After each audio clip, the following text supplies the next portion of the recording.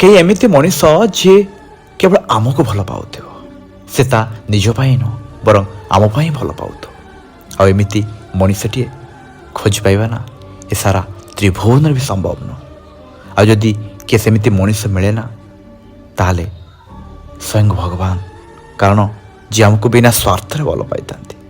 ଆଉ ଯଦି କିଏ ଆମକୁ ଭଲ ପାଉଛି, ତାହେଲେ ଆମେ କେଉଁଠି ନା କେଉଁଠି ତା ପାଇଁ ଯୋଗ୍ୟ ଅଛୁ, ତା କାମରେ ଆସୁଛୁ।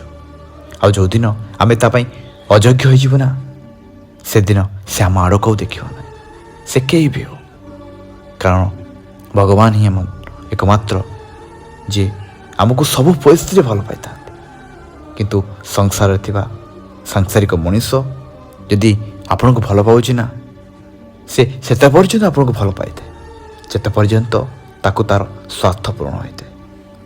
ଆଉ ଯେଉଁଦିନ ଆପଣ ତାଙ୍କ ପାଇଁ ଅଯୋଗ୍ୟ ହୋଇଯିବେ, ତାଙ୍କର ସ୍ୱାର୍ଥ ପୂରଣ ହେବ ନାହିଁ, ତାଙ୍କୁ ଆପଣଙ୍କଠୁ ଭଲ ମିଳିଯିବ, ଆପଣ କେତେ ଭଲ ହେଉଥିବ ନା କାହିଁକି, ସେ ଆପଣଙ୍କୁ ଛାଡ଼ିକି ଚାଲି ହିଁ ଯାଇଥାଏ।